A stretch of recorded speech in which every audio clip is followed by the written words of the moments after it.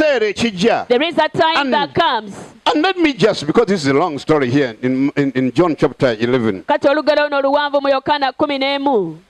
It says like this. Naye ate era lwogera luti. It says, now a certain man was sick, Lazarus, Omusajja omu yali mulwadde Lazaro of Bethany, ow'e Besaniya, the town of Mary and her sister Martha. ekibuga kya Maliyamu ne muganda we Maliza. It was that Mary who anointed the Lord with fragrant of oil. Oyo ye yali Maliyamu eyafuka amafuta ku Mukama waffe ag'akaloosa. Whipped his feet with her hair. Era n'asiimula ebigere bye n'enviiri ze. Whose brother Lazarus was sick. Mwannyina Lazaalo yali mulwadde. And therefore, n'olw'ensonga eyo, the sisters sent to him, saying, Lord, baganda be ne bamutumira ne bamugamba, Mukama waffe, behold, he who you love laba oyo gw'oyagala is sick. Mulwadde.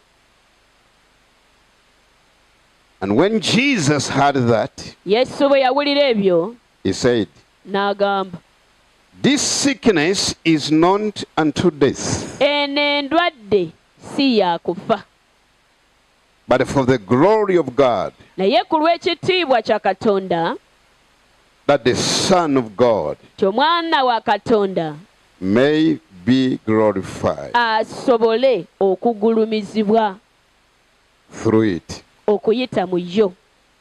Now, mark all these are very important. Ebigambo bino byonna byetegereze kuba bikulu. And whether you see sickness, put your situation and whatever you are looking. W'olaba endwadde, teekawo embeera yo n'ekyo ky'onoonya. Because first of all, Kuba ekisookera ddala, you are the one at whom the Lord loves. gwe mwagalwa wa Mukama. I'm the one that the Lord loves. Mugambe nze Mukama gw'ayagala. Because you are born again and God called you. Olw'ensonga nti wazaalibwa omulundi ogwokubiri Mukama n'akuyita.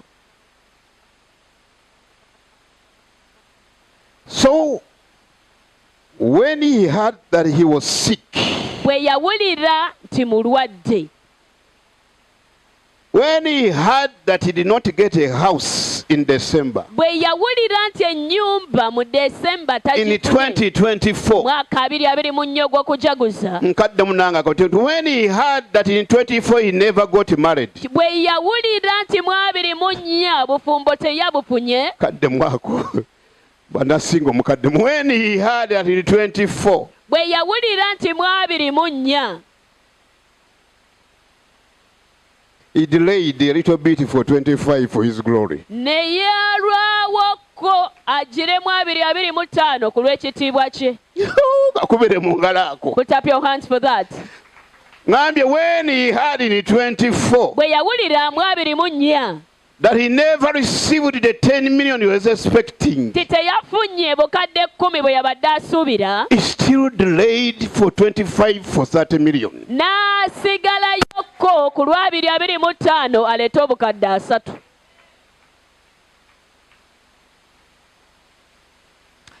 He says he stayed for more 2 days in the place where he was. N'amalayo ennaku endala 2 mu kifo mwe yali.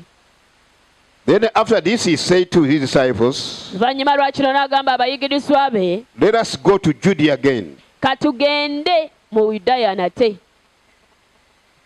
The Jews say to him, Rabbi, Abayudaaya ne bamugamba, omusomesa, lately the Jews sought to stone you, gye buvuddeko Abayudaaya baali banoonya okukuba amayinja, and you are going there again. ate oddayo. Jesus answered, Yesu n'addamu, are there not 12 hours in the day? essaawa teziri 12 mu lunaku? If anyone walks in the day, Omuntu yenna bw'atambula emisana he does not stumble, teyeesittala, but because he sees the light of the world. olw'ensonga nti alaba ekitangaala But eky'ensi. if one walks in the night, Naye omuntu bw'atambula he ekiro, stumbles because the light is not in him. yeesittala kubanga ekitangaala tekiba mu ye. These things he said, and after that he said to them, Ebintu bino yabyogera, oluvannyuma n'abagamba, our friend mukwano gwaffe Lazarus Laazaalo sleeps, yeebase. but now I go Naye kaakano ŋŋenda that I wake him up.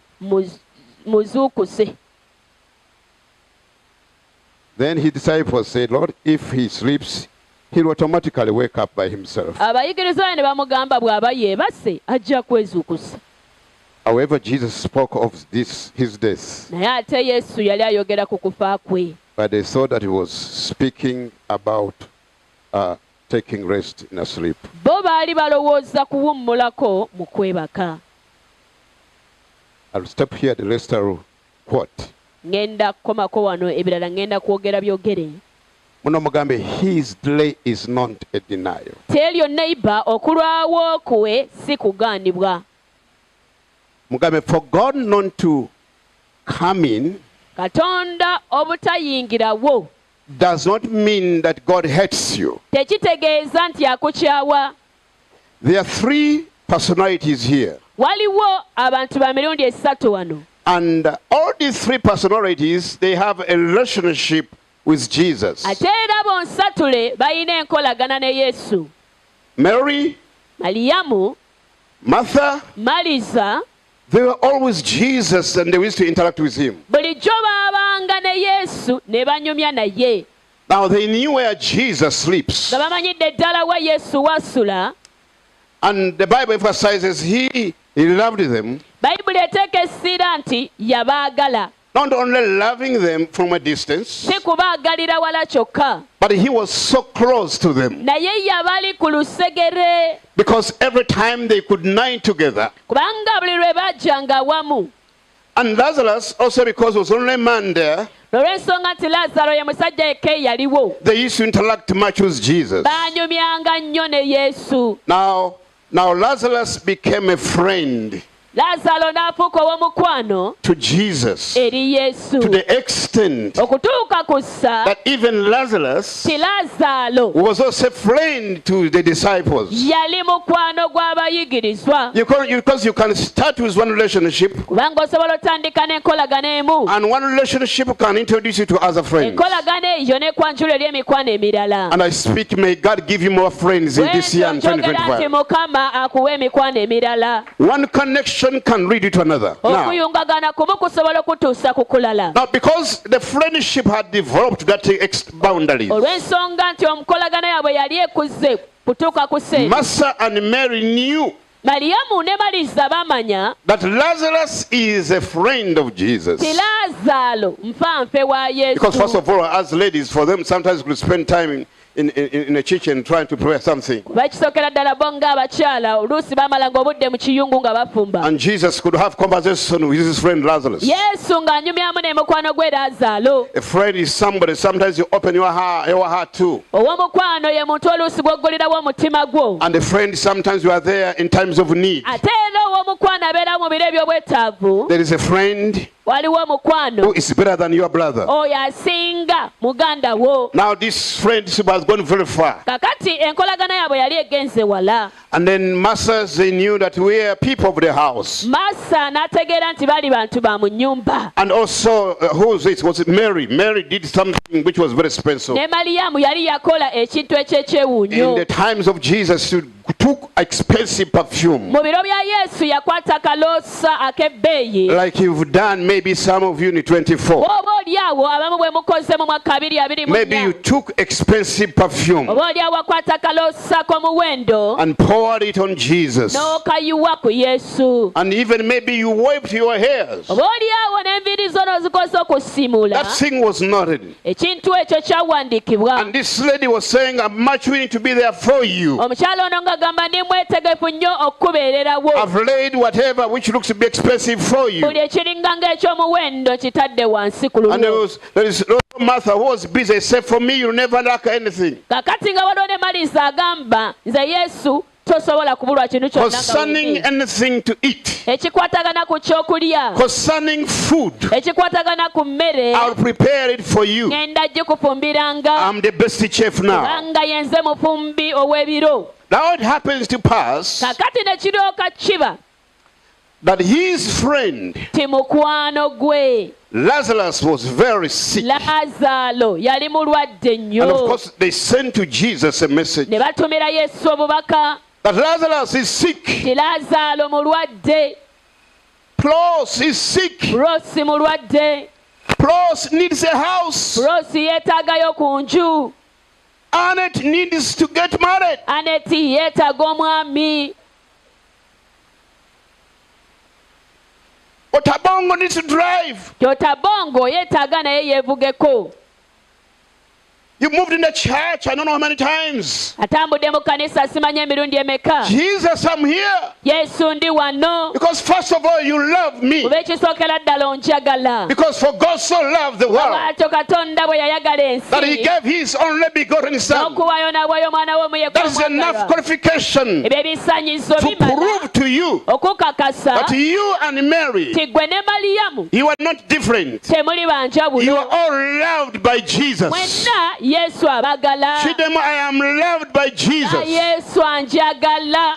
God does not simply choose people for the sake of choosing. Katonda tamala galondalonda bantu. He chose you because he loves you. Yakulonda lwa nsonga nti He akwagala. called you because he loved you. Yakuyita lwakubanga akwagala. And you have a relationship. Ate era olina enkolagana. You don't sleep every day without talking about Jesus. Teweebaka nga toyogedde ku Yesu. Some of you, even you wake up at night, Abamu ku mwozuuka n'ekiro. we hear you dream at night. Tokuwulira ekiro ng'oloota. Shandaraba Jesus. Olootera mu nnimi maayase. Amahashitarabandi.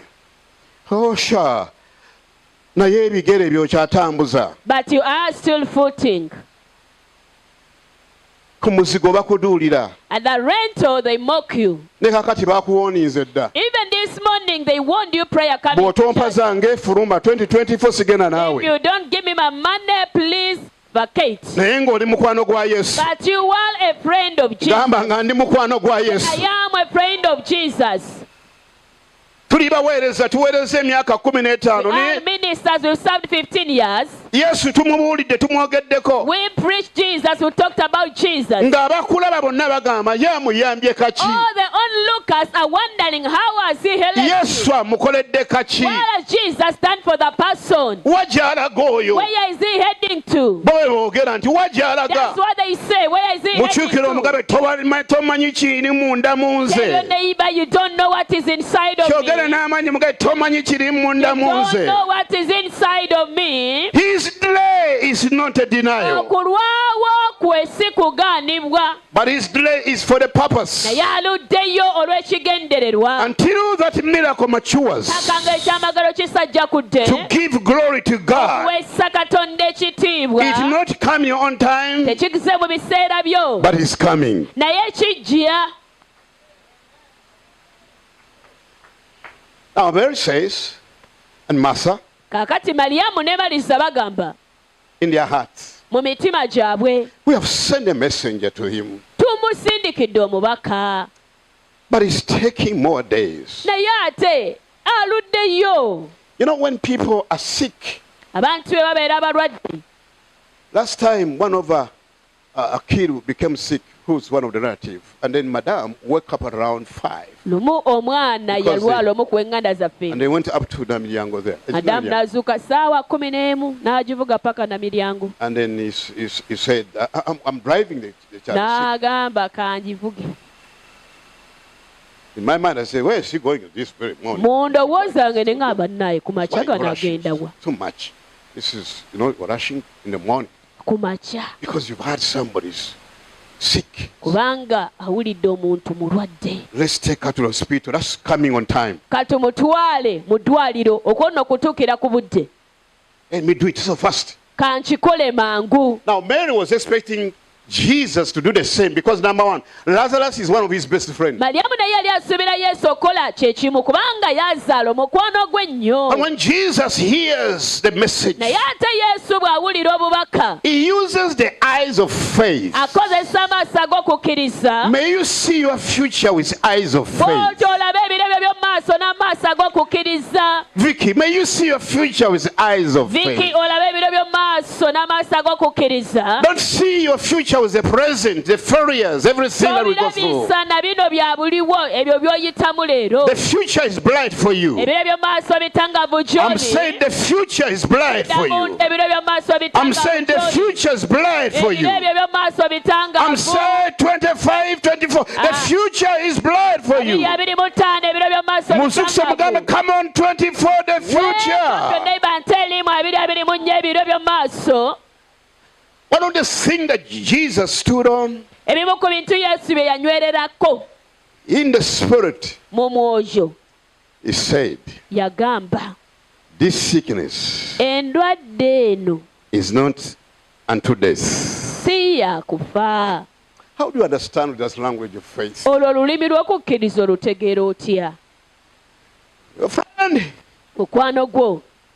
because in human sense you tremble because Lazarus was seriously very sick.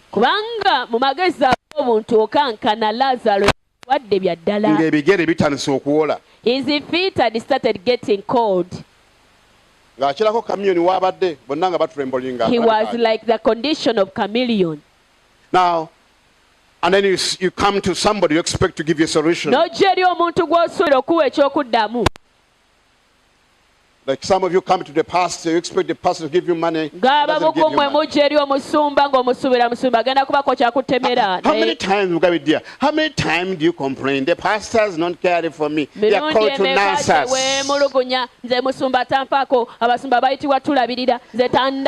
The office of the pastor involves nothing. But I've gone there. It doesn't announce me. Your sickness is not up to date. It will not kill you. I came to tell you are not going to die in your circumstance. You are not going to remain in your circumstance. You will rise again. Mugamba, are you ready for 25? His place not a denial. But there is a time for fulfillment for everything. Baba bali awo, mukwano gwabwe ng'ajja. Their friend came. Ng'ebintu byonna byakoze eki byayononese. When everything is in a mess, stop complaining. Now what has he come to do? We sent for him. But he's delayed. Don't deny. This sickness is not unto death. But he's sleeping. He comes and finds them when they're sleeping. I love to demonstrate every time. Lazarus, come here. He's already dead. Sleep here. Now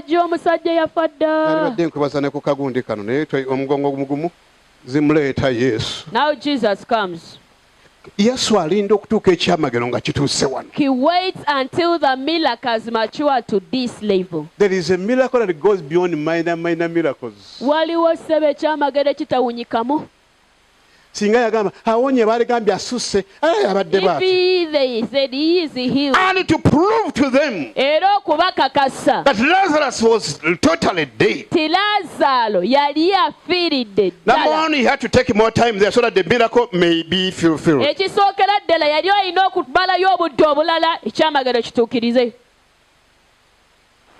You know why he's waiting for?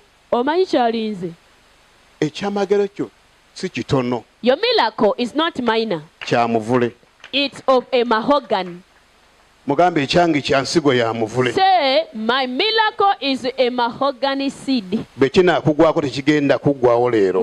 it befalls you, it will not end. I'm not talking of miracles. The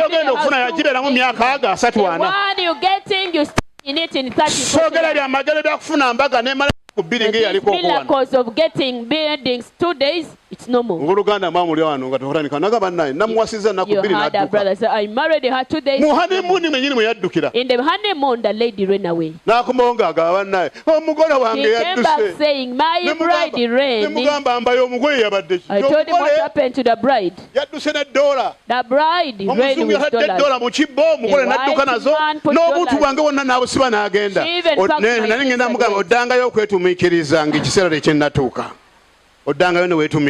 So you dare do it again. So the miracle I'm talking of doesn't only end on marrying a nose. Some of you married noses. Now the nose is changing and you are saying the nose is no more. You marry the ear. I'm talking a complete miracle. Master! They see him and they say, Mukama wafe.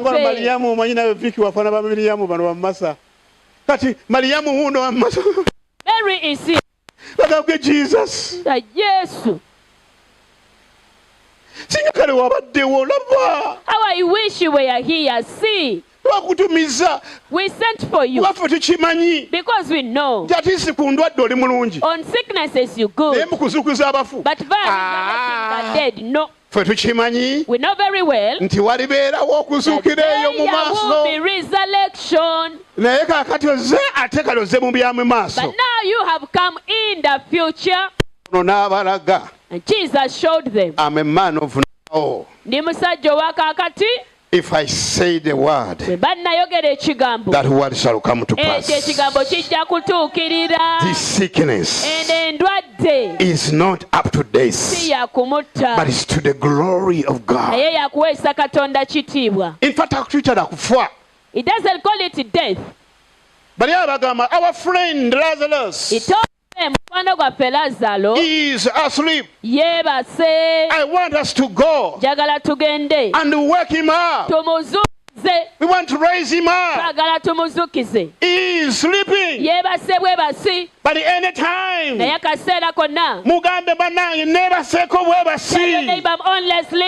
Bagambe but any time, Mange any time, Ngolokoka. Mugambe any time. Waliwo kigenda okubeerako. Wano mu kiseera ky'okwebaka wabeerawo amaziga. Ono Mary abakaaba. Mary is crying. Oh, my brother is gone. What is happening? Jesus would have come. Jesus was not going on. They'll hold on me. They'll hold on me. God, you don't give me a husband in 2024. How many hours do you take in a mirror? You work upon your ears. Don't I deserve a wedding? You even try to exercise the magic. But God waits for your wedding to mature. What are you doing? Now it's already dead. You have been here, Jesus. There is no delay for Jesus. His delay is only for purpose. Of course, he wept. Jesus wept. Which is, I think, the shortest verse in the Bible. He saw Lazarus. He also wept. Because Mary and others were also weeping. I love Jesus. He always identifies himself with our situation. Is with you in the journey of 24. Mugambi is with you. Is with you with your fasting and praying and crying. I'm saying is with you in your song of endurance. Is with you in the times of lack. Is with you. But at some time of abundance, it's gotta be with you. He cries. But also he asks them, where have you laid him? Maybe they thought, we go